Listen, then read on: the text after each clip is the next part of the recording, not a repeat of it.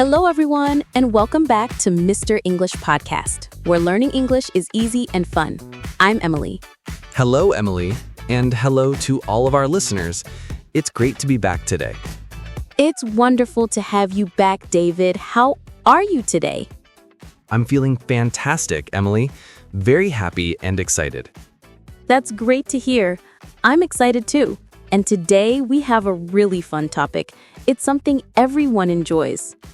Oh yes, I love fun topics. What are we talking about today? Today, we are going to talk about birthday customs around the world. Birthdays. Everyone celebrates them, but I know different countries have very different traditions.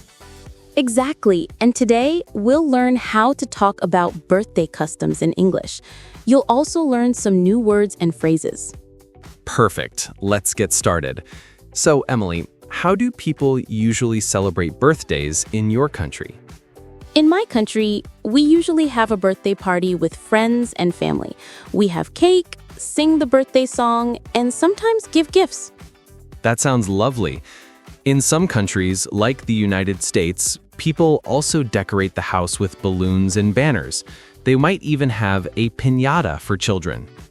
Oh yes, piñatas are so much fun. You hit them with a stick and candies fall out. I love that. In Japan, it's common for children to receive presents from family and friends, but big parties aren't always necessary. It's more quiet and focused on family. Interesting. And in Mexico, they have something called a piñata at birthday parties too.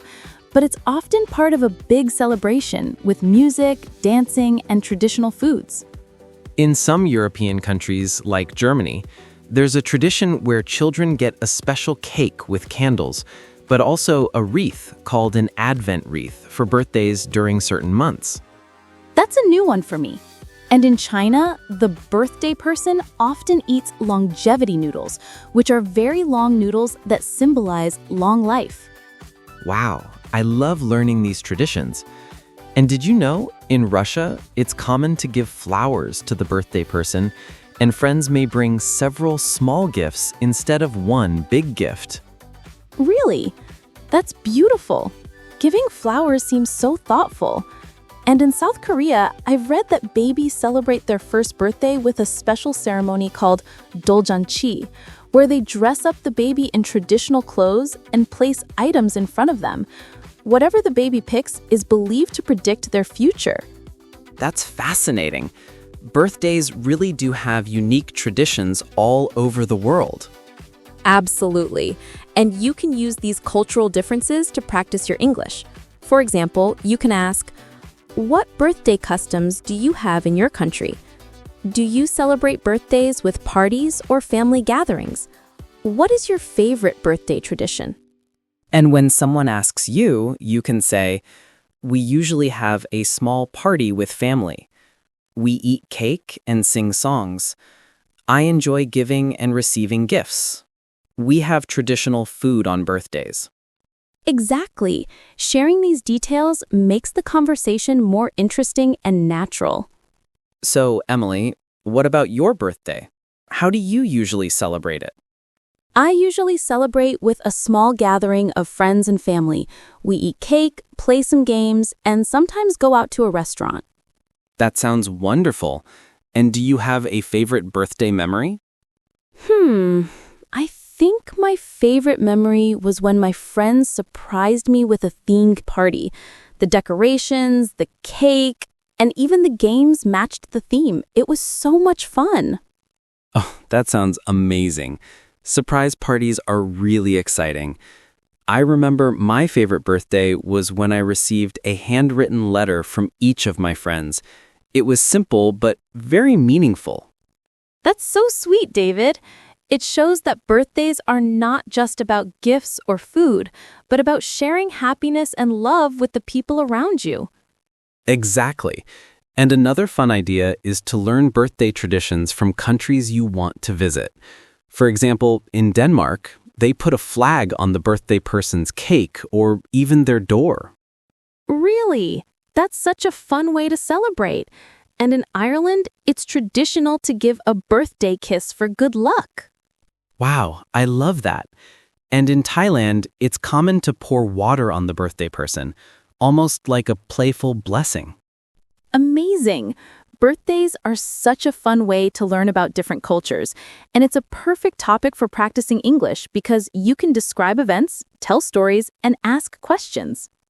That's right. You can also talk about past birthdays using the past tense.